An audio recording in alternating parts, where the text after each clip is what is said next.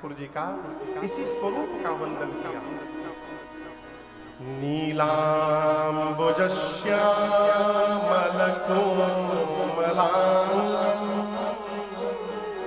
सीता समारो पितबाम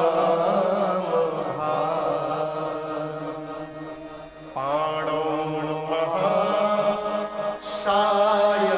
चारुचापं नमामि राम रघुवंश।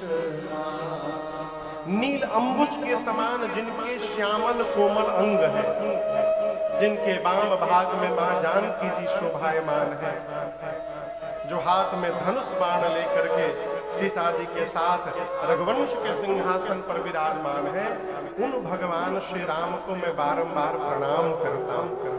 नमामि रामम रघुवंश।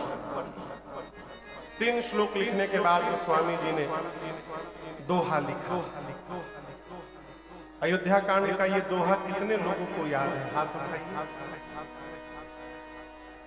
देख रहे हैं सबका? हम कहें धरती पर जितने हिंदू हैं सबको ये दोहा याद है। केवल आप नहीं, जितने हिंदू हैं। कौन सा दोहा है? श्री गुरु चरण सरोज रज निज मन मुकुर सुधार बरनौ रघुबर बिमल जस जो दायक फल चार। गोस्वामी श्री तुलसीदास जी महाराज अपने गुरुदेव भगवान के श्री चरण रज से, श्री चरण में जो रज लगा है, उस रज से अपने मन रूपी दर्पण को साफ कर रहे हैं। निज मन मुकुर सुधार, मुकुर मन शीशा दर्पण।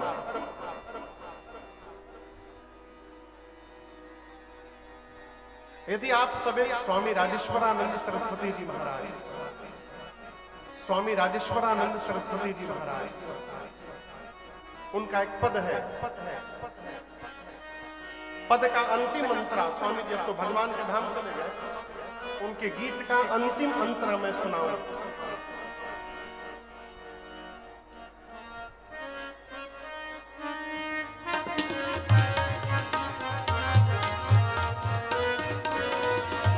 ये मन होगा निर्मल तुम्हारी कृपा से, ये मन होगा निर्मल तुम्हारी कृपा से, ये मन होगा निर्मल तुम्हारी कृपा से, ये मन होगा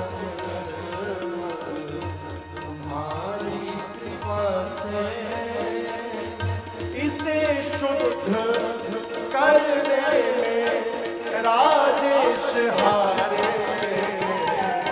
अगर नाथ दे अब गुण हमारे, अगर नाथ दे अब गुण हमारे, तो हम कैसे भाव से लगेंगे किनारे, अगर नाथ देखोगे अब गुण हमारे, अगर नाथ देखोगे, अगर नाथ देखोगे, अगर नाथ बिना सदगुरु की कृपा के, बिना भगवान के कृपा के ये मन निर्मल होने वाला नहीं। कुछ भी कर लीजिए। इसलिए गोस्वामी जी ने अपने गुरुदेव भगवान के श्री गुरु चरण सरोज, सरोज माने कमल, गुरुदेव भगवान के कमलवत चरण में जो रज लगा है, उस रज से निजमन मुकुर सुधार, अपने मन रूपी दर्पण को साफ कर रहा हूं। क्यों? क्यों? आगे बरनौ रघुबर बिमल जस जो दायक। भगवान की ये कथा भगवान का ये चरित्र, भगवान का गुणानुवाद, यही मनुष्य को धर्म अर्थ काम मोक्ष से पुष्ट कर देगा, 4 फल प्रदान करने वाला है। गोस्वामी जी अयोध्या कांड की पहली चौपाई लिखे, बाल कांड को जहां छोड़े थे वहीं से प्रारंभ करते हैं। भगवान विवाह करके अयोध्या आए। आइए चौपाइयों को पहले गुनगुनाते हैं। पहले मैं गाऊंगा, सुनकर आप भी गाइएगा। जब तेरा ब्याही घर आए, जब तेरा ब्याही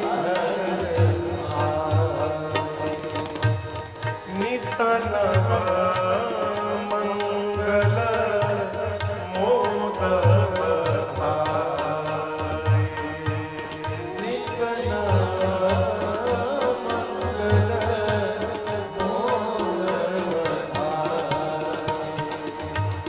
भुवन चारित सर्वोधर भाई, भुवन चारित सर्वोधर भाई, सुकृत में खबर सही सुख पाई, सुकृत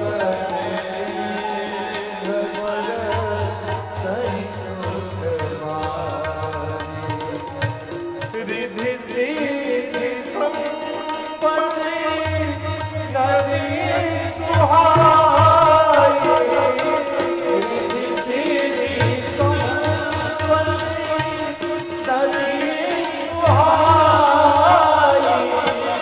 उमगे अवध हम बुद्धि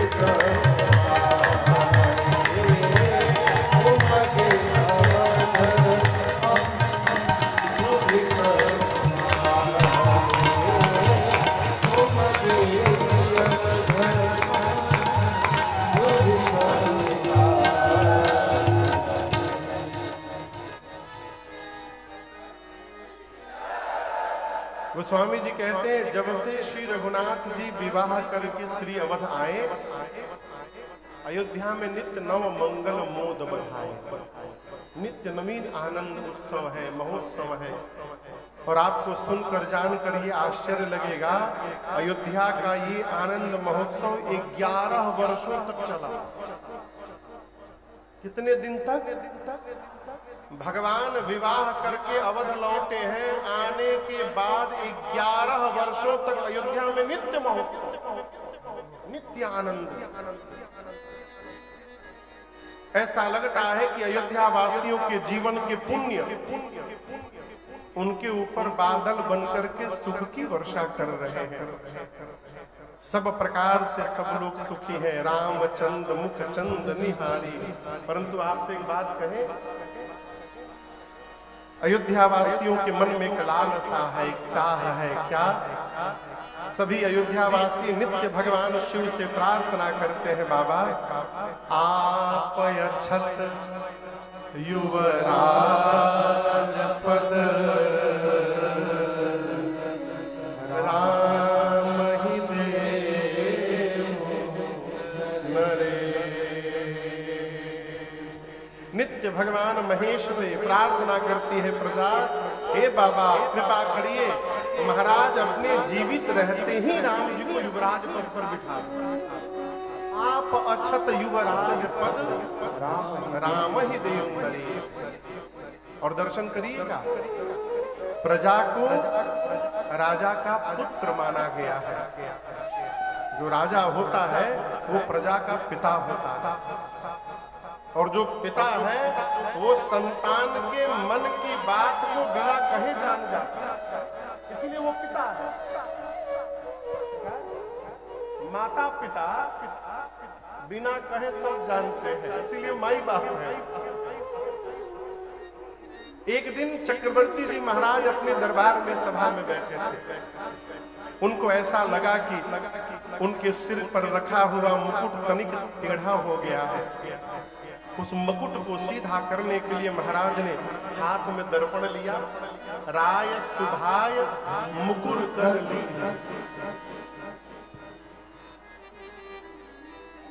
और मुकुट लेकर के महाराज ने बदन बिलो की मुकुट सम मुकुट को सीधा किया महाराज ने। और जैसे सीधा किया, कान के पास